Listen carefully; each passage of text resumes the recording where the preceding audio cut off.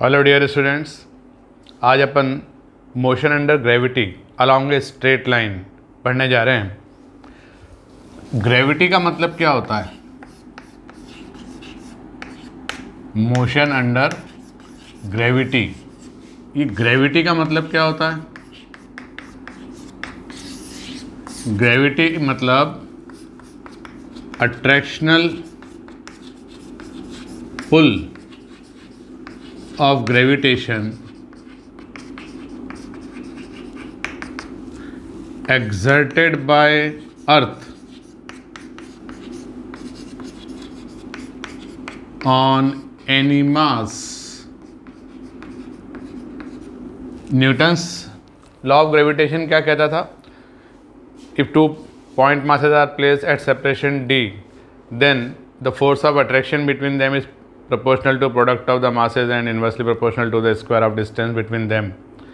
So if one of the masses is earth and it is exerting a gravitational pull, gravitational force of attraction on any other body, then this force exerted by earth is called gravity.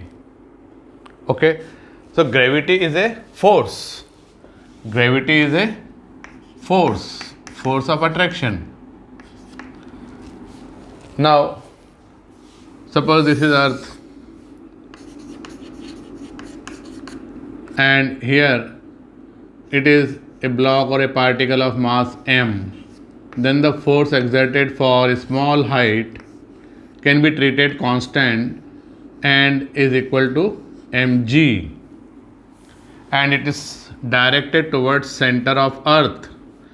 Means if it is earth's surface treated horizontal, then this gravity will act vertically downward directed. This is the gravitational pull of earth. This is horizontal ground surface. This is ground. ठीक है ना? तो if force is mg on a mass small m, vertically downward directed, then acceleration created will be force upon mass and will be g, vertically downward directed. In vector form, if you want to write it, suppose we are taking y-axis in vertically upward direction, x-axis like this, then this force can be written as minus mg j cap. Magnitude is mg and direction is minus j cap, downward directed. So the acceleration will be minus g j cap, and this is called acceleration due to gravity. The force is gravity and produced acceleration is called acceleration due to gravity, the magnitude of which is equal to g, which is 9.8 meter per second square. Always positive magnitude. This is magnitude of acceleration. The magnitude of a vector is always a positive number. It is taken nearly 10 meter per second square in our problems. So this is gravity, and if a particle is either dropped from some height, it will travel along a vertical straight line, or if it is projected vertically upward, then it will retard, it will come to rest, momentarily rest at this height, some at height h, and then again it will start falling down with increasing speed along that same vertical line. So what I want to study today is motion under gravity in one dimension, means along a straight line path. If you project a particle with initial velocity other than vertical at some angle theta with the horizontal, then the path followed by this particle will be parabolic, and it will be case of projectile motion in a plane, xy vertical plane. This will be our Second topic to be discussed, we are starting with motion along a straight line, means either it is to be projected vertically upward, or it is to be projected vertically downward, it is to be thrown vertically downward, or it is to be just released from rest, then it will move along a straight line path, and the motion will be rectilinear motion, motion along a straight line, and the force acting on the particle will be gravitational force only. We will assume that no other force is acting, there is no effect of air friction, etc. Only force acting is mg, so acceleration will be g, vertically downward directed, whose magnitude as well as direction will be constant. If acceleration vector is constant, then equations of motion can be applied, v equal to u plus at s equal to ut plus half at square, etc. So let's start.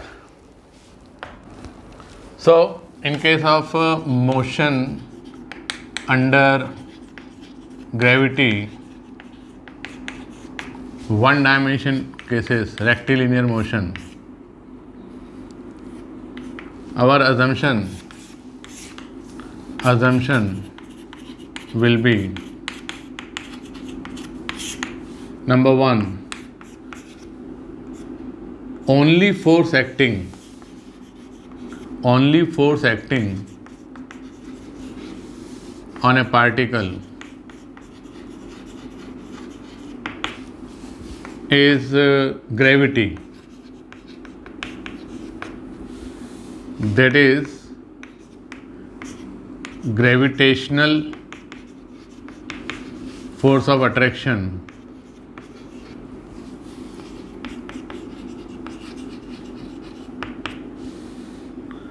exerted by earth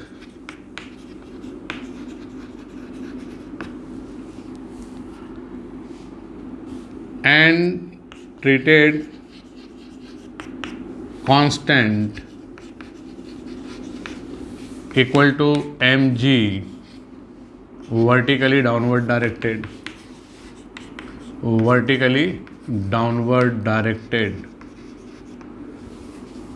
for small heights.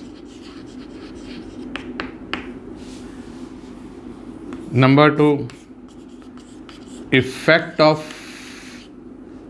air resistance or force exerted by air is neglected. Therefore,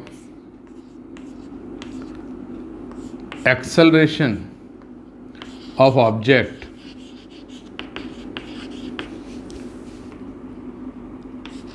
has magnitude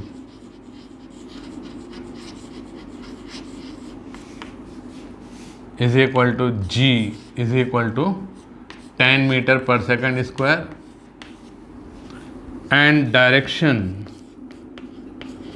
of acceleration is vertically downward direction, vertically downward. ठीक है. So this is our assumption, and then since motion is along one dimension, it is along a straight line. So let us start how we can apply equations of motion because acceleration is constant. एक question बार बार पूछा जाता रहा है बच्चों के द्वारा, concept of taking g positive और negative. तो जो इक्वेशन ऑफ मोशन होती है उसमें हम g की वैल्यू जब पुट करते हैं तो वो प्लस साइन के साथ पुट करें या माइनस साइन के साथ पुट करें.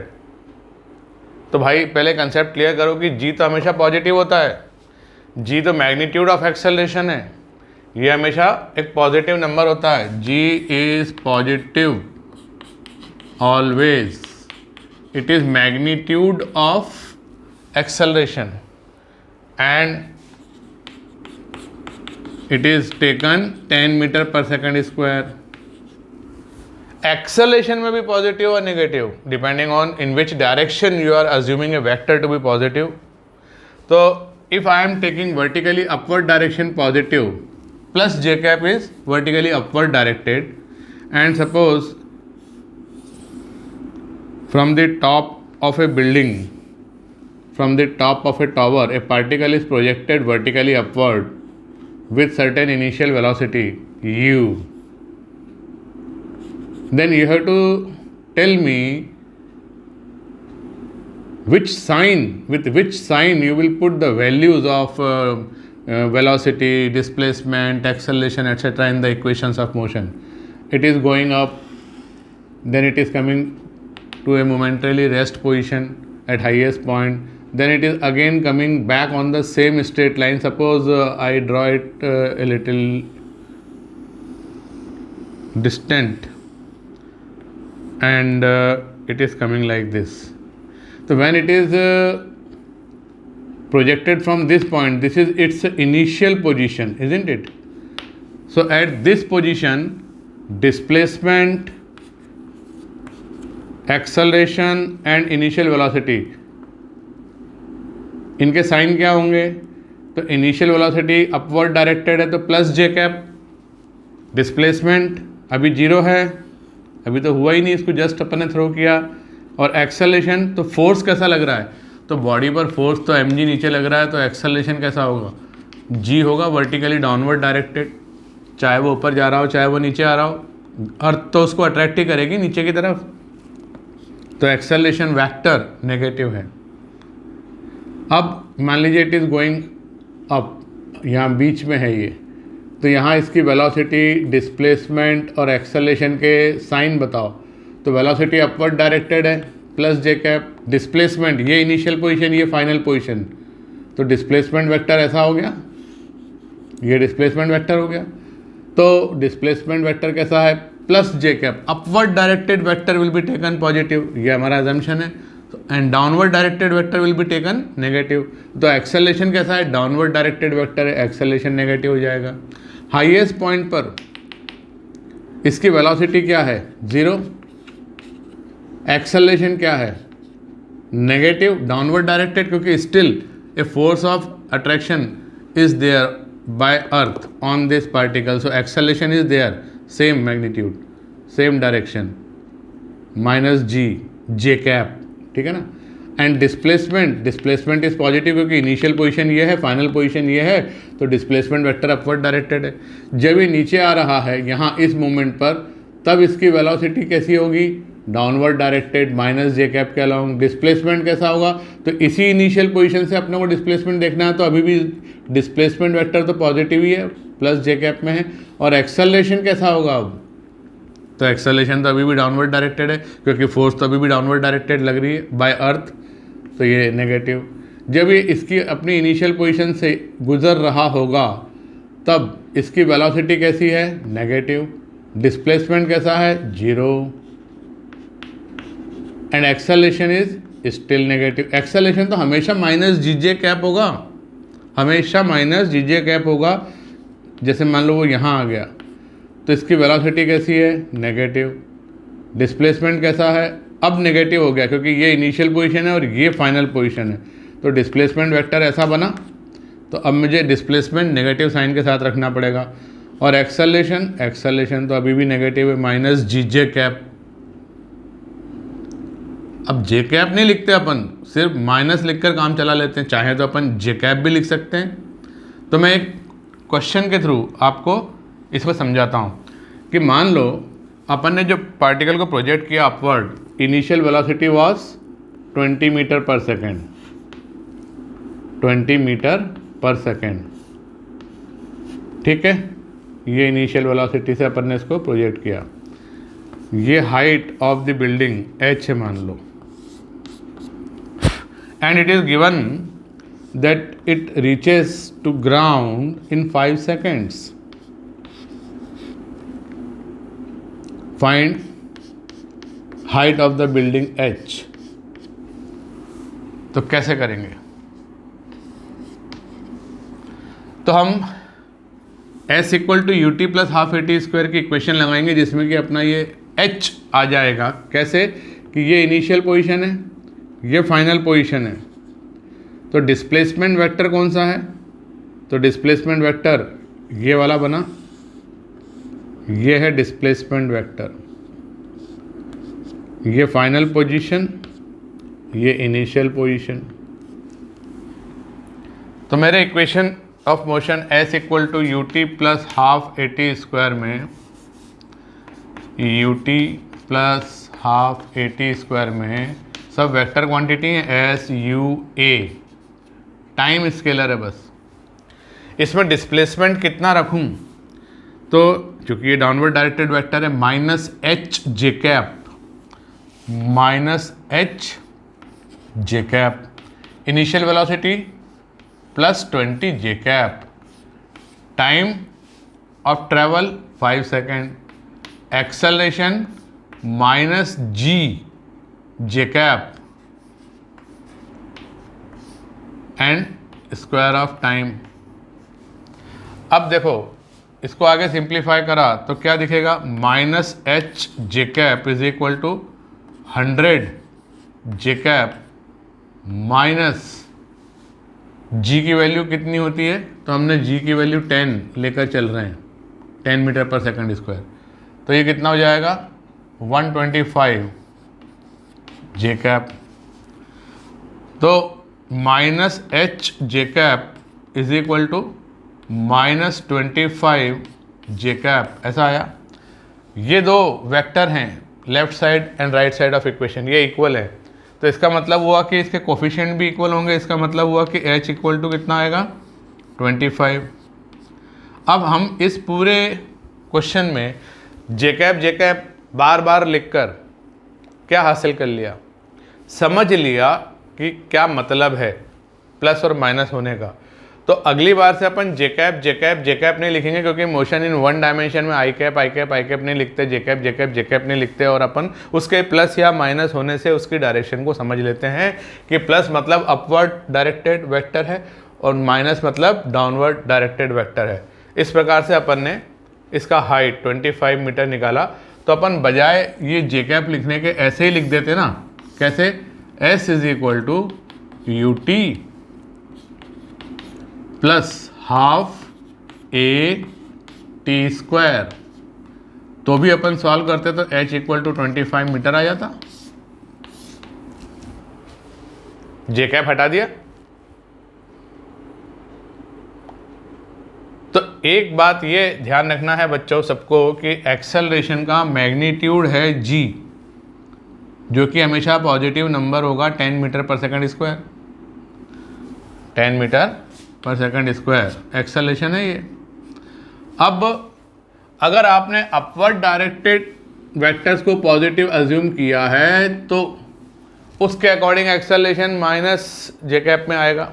तो एक्सेलरेशन जहाँ लिखना होगा a, वहाँ पे -10 लिखेंगे। और अगर डाउनवर्ड डायरेक्टेड वेक्टर्स को पॉजिटिव माना होता तो acceleration vector with positive sign आता। ठीक है, तो कभी डाउनवर्ड डायरेक्टेड वेक्टर को भी पॉजिटिव माना जा सकता है। तो प्रश्न उठता है कि साहब हम किस डायरेक्शन को पॉजिटिव माने, अपवर्ड को या डाउनवर्ड को? तो शुरुआत में बच्चे हमेशा जो है ना अपवर्ड को ही पॉजिटिव मानना कंफर्टेबल समझते हैं, लेकिन मेरा ये कहना है कि जिस डायरेक्शन में इनिशियल वेलोसिटी वेक्टर हो उस डायरेक्शन को पॉजिटिव मानना। या मान लीजिए particle is released from rest, initial velocity 0 है, तो जिस डायरेक्शन में इनिशियल वेलोसिटी कुछ जनरेट होने वाली है, वेलोसिटी जिस डायरेक्शन में जनरेट होने वाली है from 0 to a non zero value, उस डायरेक्शन को पॉजिटिव मानना उसमें आपको इजी रहेगा। तो कौन सी डायरेक्शन को पॉजिटिव मानना है? जिस डायरेक्शन में इनिशियल वेलोसिटी हो या इनिशियल वेलोसिटी जिस डायरेक्शन में जनरेट होने वाली हो। तो एक क्वेश्चन उस पर करके देखते हैं। जैसे particle is release from rest from some height above ground, ठीक है। Now you have to tell me displacement in first second, then displacement in second then displacement in third second and their ratio. So this is displacement in first second. This is displacement in second. This is displacement in third second. तो आपको निकाल के बताना है S1 is to S2 is to S3, ये ratio लाना है। तो कैसे करें? तो देखो इनिशियल वेलोसिटी तो 0 है, अब एक्सेलरेशन डाउनवर्ड डायरेक्टेड है, तो मैंने डाउनवर्ड डायरेक्टेड वेक्टर्स को पॉजिटिव माना, क्योंकि वेलोसिटी तो नीचे की तरफ ही जनरेट होना है, तो डाउनवर्ड डायरेक्टेड वेक्टर ही बहुत सारे मेरे को सामने आने वाले हैं, तो वो सब पॉजिटिव आए तो ज़्यादा अच्छी बात है। तो मैंने फर्स्ट सेकंड के डिस्प्लेसमेंट को कैसे निकाला?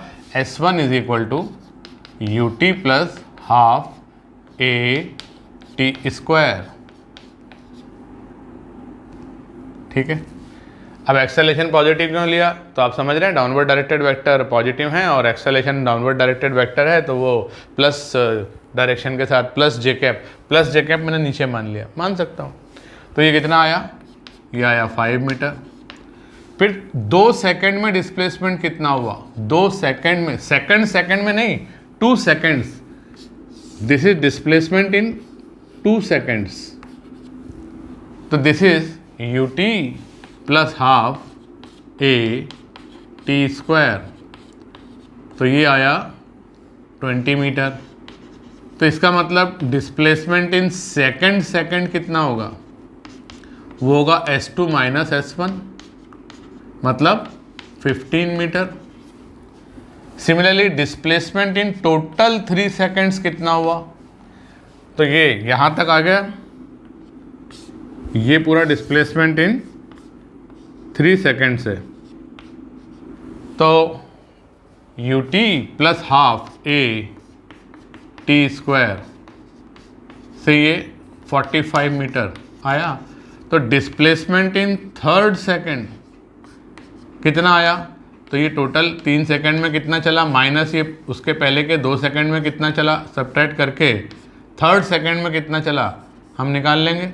तो ये हो जाएगा 45 माइनस S2 कितना है?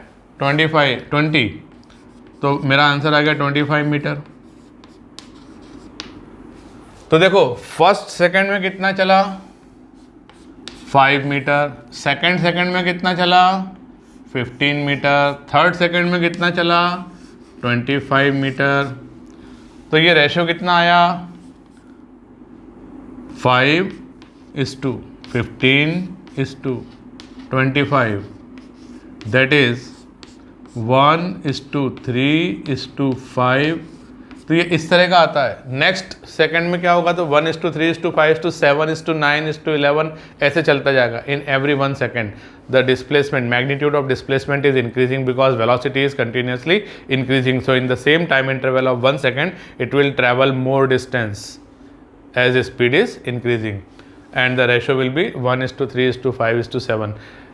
Mind it well, starting with initial velocity 0 and acceleration is equal to 10 meter per second square, and acceleration is equal to 10 meter per second square.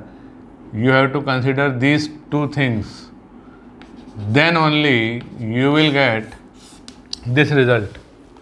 Initial velocity must be 0, क्योंकि अगर मान लीजिए कि उसको initial velocity 0 नहीं होती तो वो यहाँ से कहीं से मोशन स्टार्ट करता, तो फिर ये फर्स्ट सेकंड का डिस्प्लेसमेंट होता, ये सेकंड का डिस्प्लेसमेंट होता, तो ये खुद ही 3:5 से चालू होती कहानी, 3:5 से कहानी चालू होती।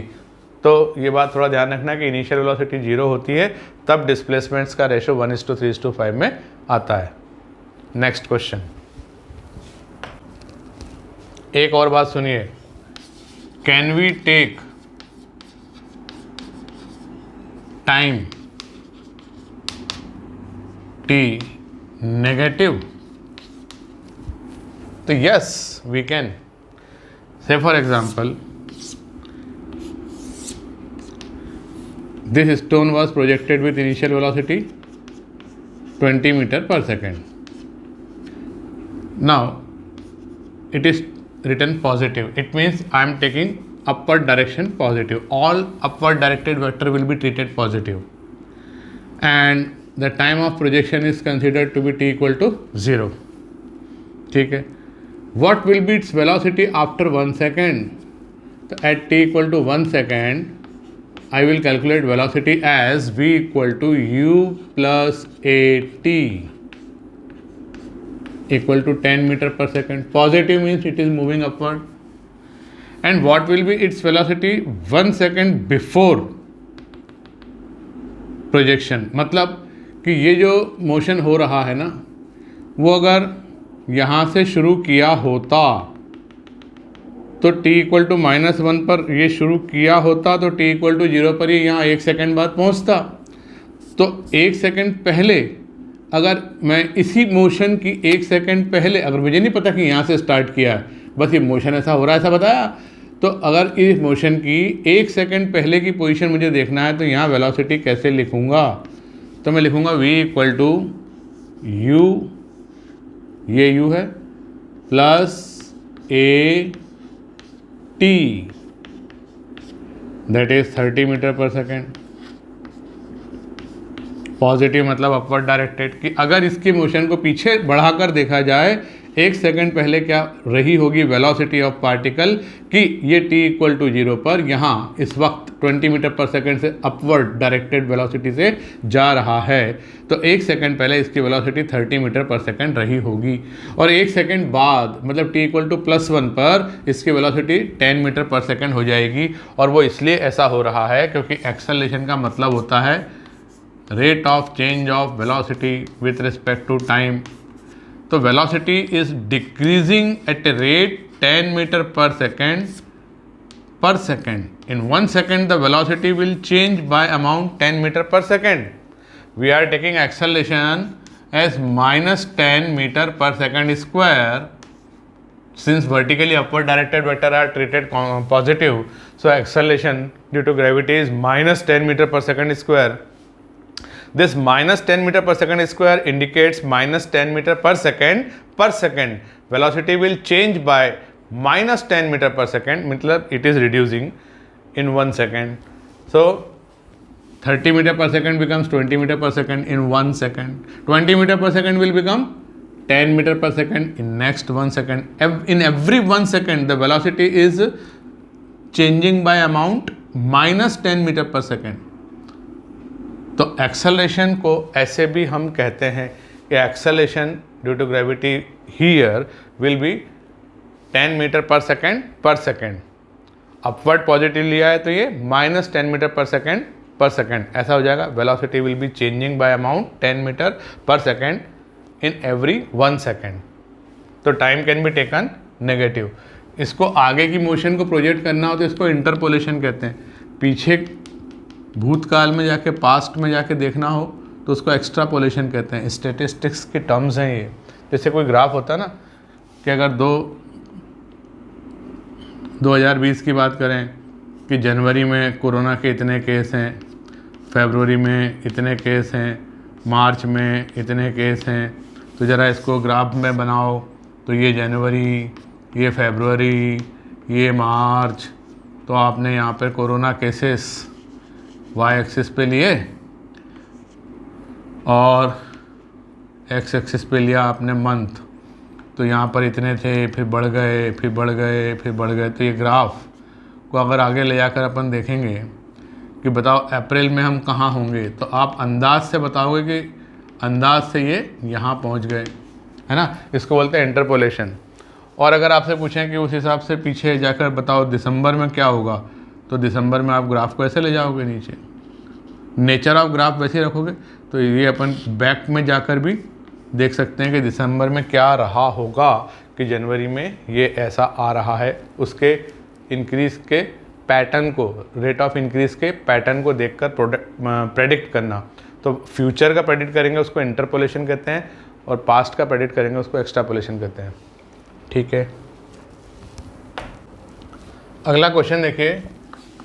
ए particle is projected vertically upwards. A particle is projected vertically upward and it is found at same height h above point of projection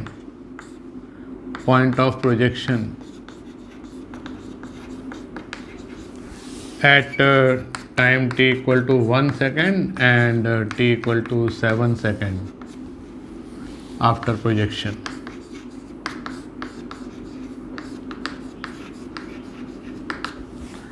आपको फाइंड करना है h and initial velocity of projection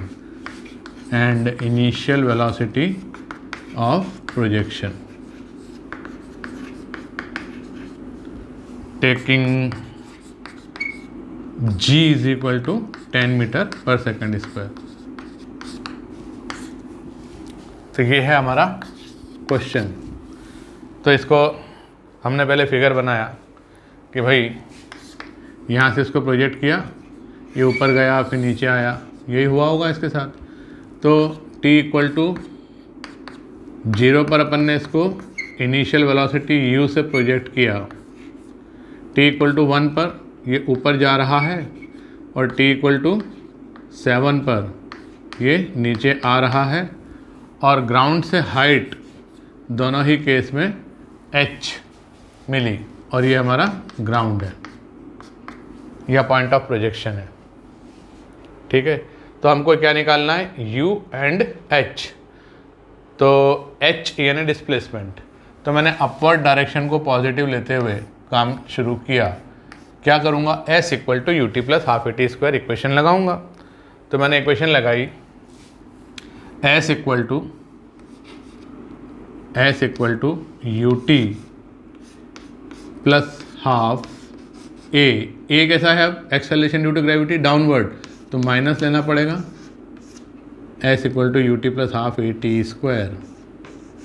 और सिमिलरली 7 सेकेंड पर भी ये same height h पर है, तो ये you t plus half a t square. ऐसे दो इक्वेशन बन गई और दो अननोन है. तो इन इक्वेशन को थोड़ा सिंप्लीफाई करके लिखो तो क्या लिखेंगे, बताओ. h is equal to u minus 5 और नीचे वाली equation h is equal to 7u minus कितना आएगा 49 इंटू 5. तो मैंने लिखा है इसको 49 इंटू 5 कितना होता है 490 का आधा. 490 का आधा मतलब 500 245 है ना. तो माइनस 245. ऐसे ये दो इक्वेशन आ गई मेरे पास. अब इक्वेशन नंबर 2 में से इक्वेशन नंबर 1 को सब्ट्रैक्ट करूँगा तो मुझे क्या मिलेगा, या 1 में से 2 को सब्ट्रैक्ट करा, h माइनस इसको सब्ट्रैक्ट करा तो ये 0 हो गया. ये कितना हो गया माइनस 6u और ये कितना हो गया प्लस 240. तो u कितना आया 40 मीटर पर सेकेंड. अब u अगर 40 है तो h कितना होगा, तो h होगा 35 मीटर. ऐसे मैंने u और h फाइंड कर लिया. सिंपल. इसमें मैंने अपवर्ड डायरेक्टेड वेक्टर्स को पॉजिटिव माना है, इसलिए एक्सेलरेशन को मैंने -10 j कैप ऐसा मान के चल रहा हूँ. ठीक है, नेक्स्ट क्वेश्चन में देखिए, ए particle is projected vertically upward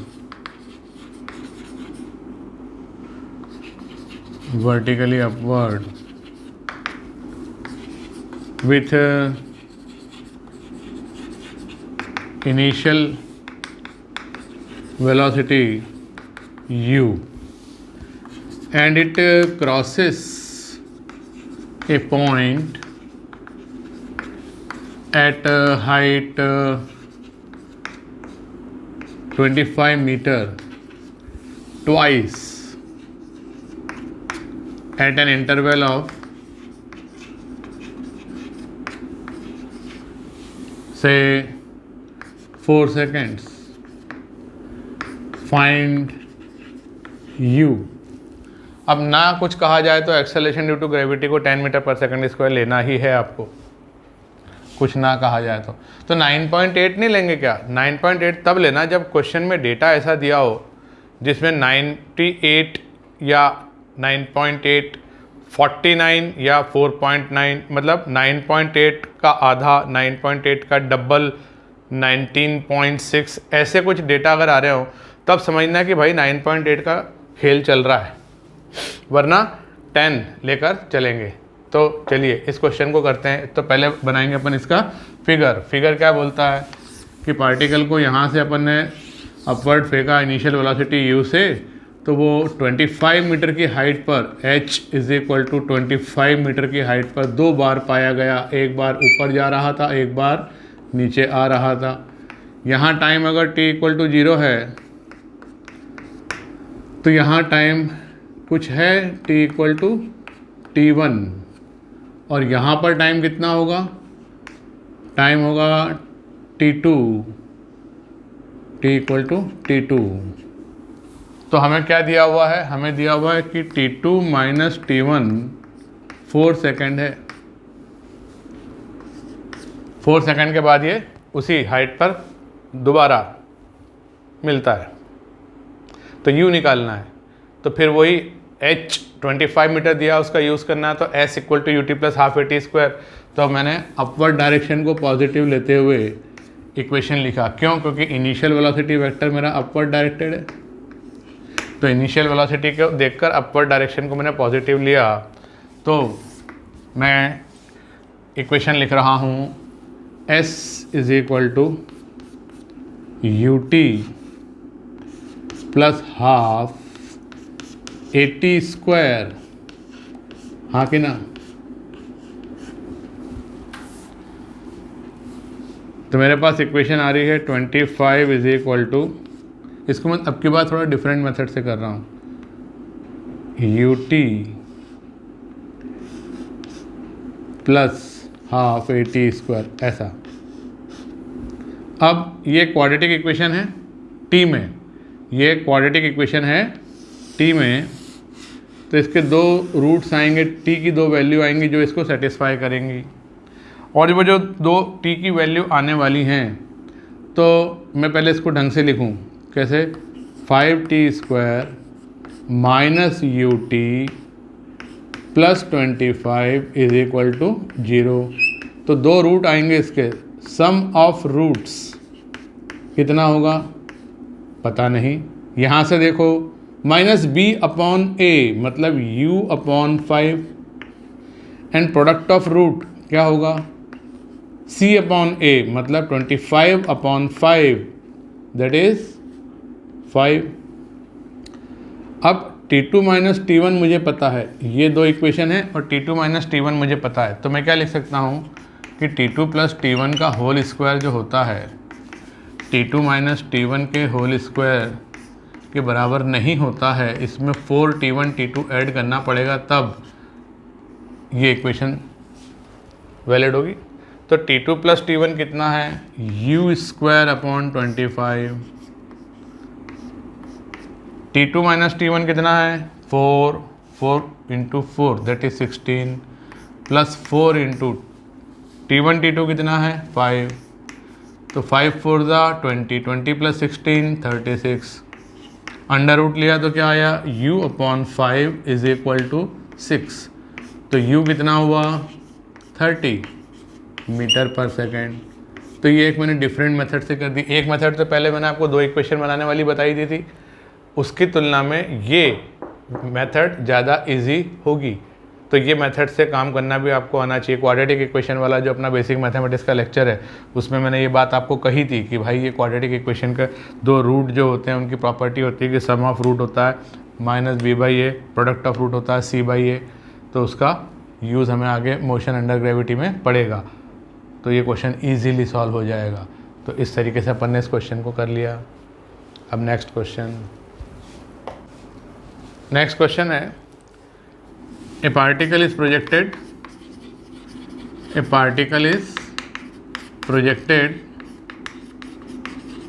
upwards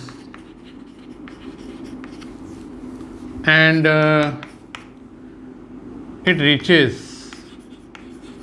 a point in time t1. Thereafter it takes t2 time to reach back to ground. Find height of that point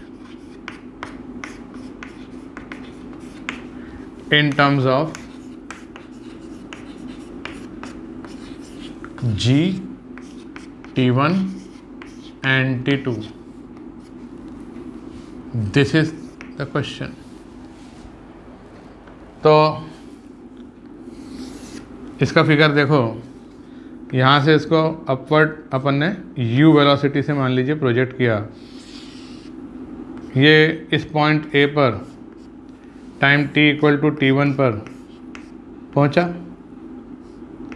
यहाँ टाइम कितना था प्रोजेक्शन के समय? Time t equal to 0. यहाँ तक आने में इसको कितना टाइम लगा? t1. और उसके बाद ये ऊपर गया और फिर नीचे आया. तो इस पूरे नेक्स्ट जर्नी में टाइम कितना लगा? t2. तो यहाँ जब भी पहुँचा ग्राउंड पर तो टाइम हुआ था t1 प्लस t2, क्योंकि t1 तो यहाँ से यहाँ तक और फिर t2 यहाँ से यहाँ तक. तो इस पॉइंट की हाइट h आपको निकालना है. ये क्वेश्चन है. तो क्या किया जाए? अपवर्ड पॉजिटिव माने कि डाउनवर्ड? तो इनिशियल वेलोसिटी किधर है? अपवर्ड. तो मैं किधर पॉजिटिव मानूंगा? अपवर्ड. तो मैंने अपवर्ड पॉजिटिव मानकर इक्वेशन लिखी कि यहाँ डिस्प्लेसमेंट h और टाइम t1 और यहाँ डिस्प्लेसमेंट 0, वापस यहीं आ गया ना, और टाइम t1 प्लस t2. दो इक्वेशन बनाई. तो मैंने लिखा s is equal to ut plus half at square, और लिखा s is equal to ut plus half at square.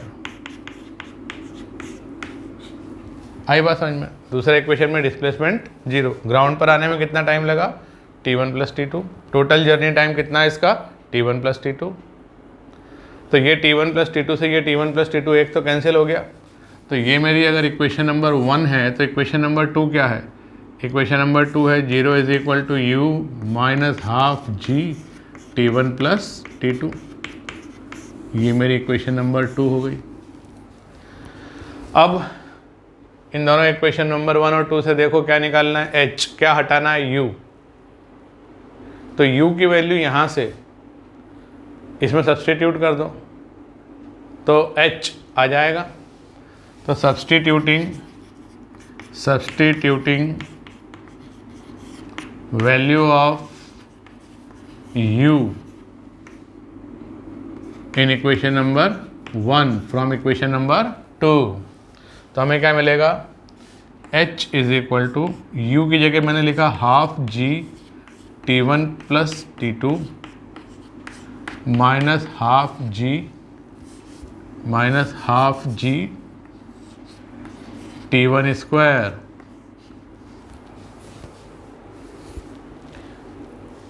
और एक t1 और है यहाँ, ये तो u की वैल्यू हुई. एक t1 और है यहाँ, उसे भी लिखो. ठीक है. तो हाफ g t1 स्क्वायर एक टर्म आएगी यहाँ से, जब ब्रैकेट ओपन करेंगे तो वो उससे कैंसिल हो जाएगी. तो क्या बचा? हाफ g t1 t2 ये बचा. और ये हमारा आंसर हो गया। इस तरह से कांस्टेंट एक्सेलरेशन केस है तो equations of motion s equal to u t plus half a t square लगाना है। बस ये ध्यान रखना है कि एक डायरेक्शन पहले जो इनिशियल वेलोसिटी वाली डायरेक्शन है उसको पॉजिटिव मान लेना, और फिर एक्सप्रेशन में जो इक्वेशन ऑफ मोशन है उसमें जो वेक्टर्स हैं उनको विद साइन रखना, और जिसको निकालना है उसके बारे में तो आपको पता ही नहीं है तो उसको तो खाली अननोन के रूप में लिख देना है। ठीक है, नेक्स्ट।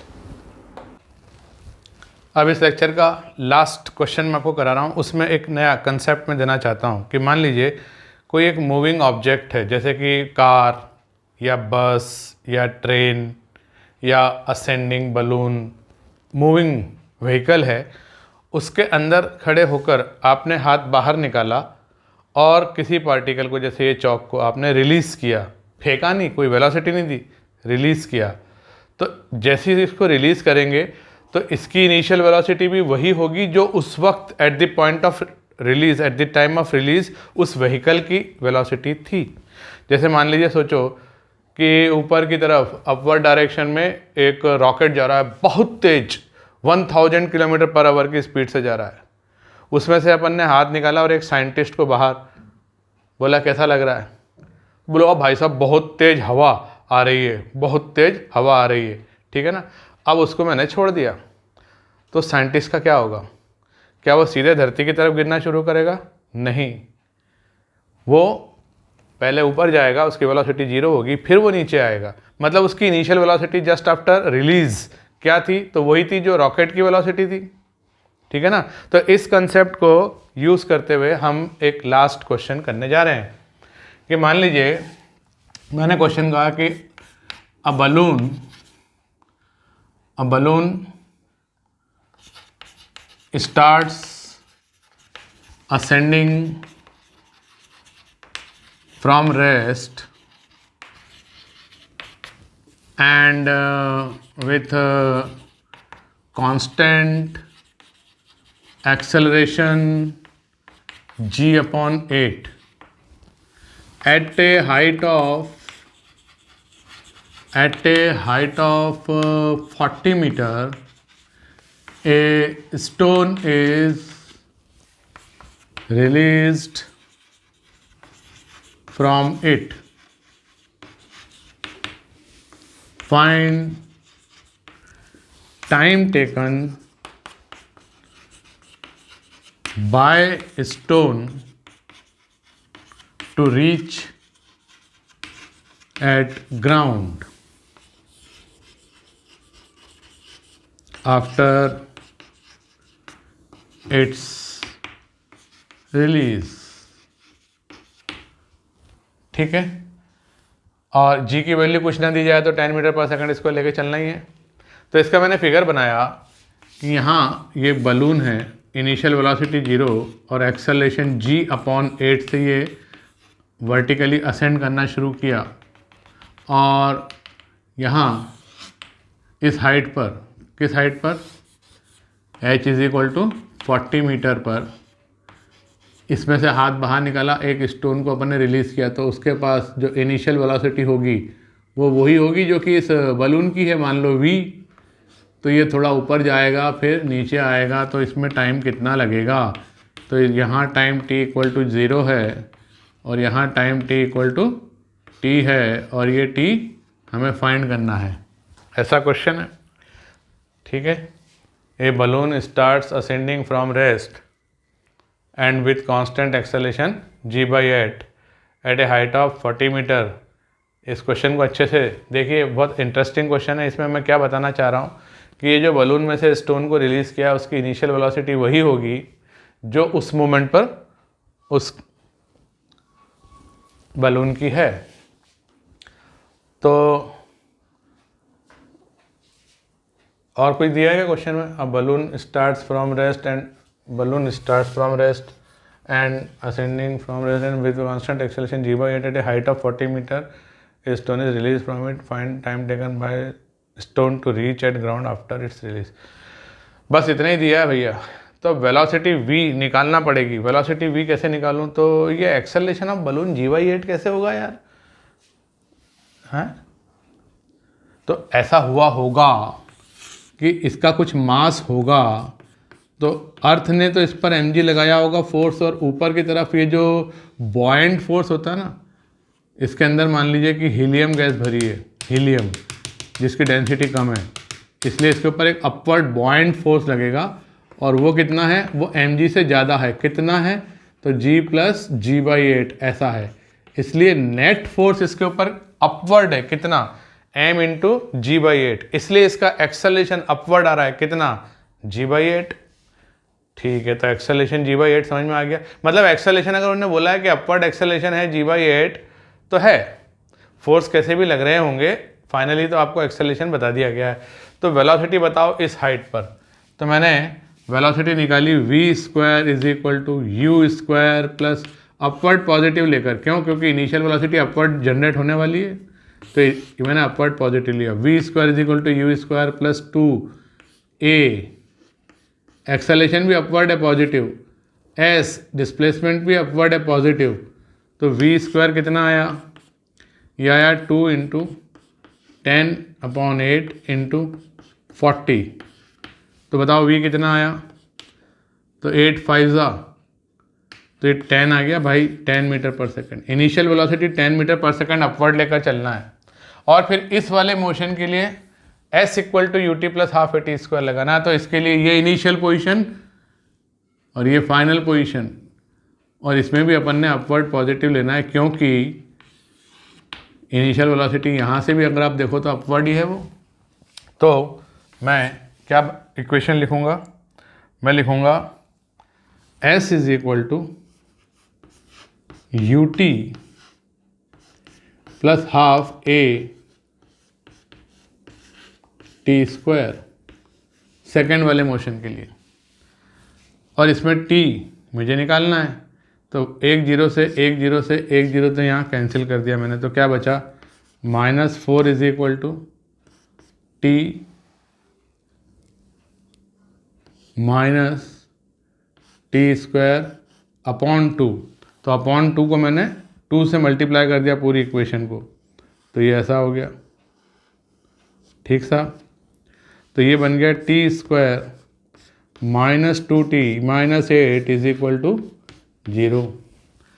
अब इस क्वाड्रेटिक को सॉल्व करने के लिए t is equal to -b plus minus √b² minus 4ac, तो 4ac 8 चौक 32, 4 8 जा 32 अपॉन 2a, तो ये t कितना आएगा, तो नेगेटिव में तो आना नहीं है, टाइम तो पॉजिटिव में आना है, तो ये प्लस लिया मैंने, और ये 36 का √6, तो ये हो जाएगा 4 seconds. So this stone will take 4 second after its release to reach back to ground. अब देखिए, इसमें फिर कह रहा हूँ, मेन बात मैंने जो समझाने की कोशिश करी, जिसके लिए ये इलस्ट्रेशन लिया, कि आपको प्लस माइनस वगैरह तो करना आ गया है। जो बलून से अपन ने पार्टिकल को रिलीज़ किया, तो आफ्टर रिलीज पार्टिकल की वेलोसिटी वही होगी जो बलून की उस वक्त वेलोसिटी थी at the time of release. इस बात को हमें समझना है। दूसरा, एक्सेलरेशन अपवर्ड अगर g/8 दिया हुआ, तो ये फाइनल वैल्यू ऑफ एक्सेलरेशन है। फोर्सेस लग रहे होंगे, सेवरल फोर्सेस लग रहे होंगे। अल्टीमेटली तो एक्सेलरेशन आपको दिया है तो आपको लेना ही है। ऐसा नहीं कि साहब बलून तो ऊपर जाएगा ही नहीं, उसको अर्थ नीचे खींच लेगी, नहीं नहीं, उसमें कुछ ऐसा अरेंजमेंट होगा, हीलियम विलियम भरा है, कि आपको ये मानना पड़ेगा कि वो, अगर क्वेश्चन में एग्जामिनर ने दिया है कि वो एक्सेलरेशन g/8 से अपवर्ड जा रहा है, तो वो अपवर्ड जा रहा है, और उसका एक्सेलरेशन है तो इसकी स्पीड बढ़ती जा रही है। ठीक है, तो बस आज के लेक्चर को यहीं स्टॉप करते हैं। Thank you very much.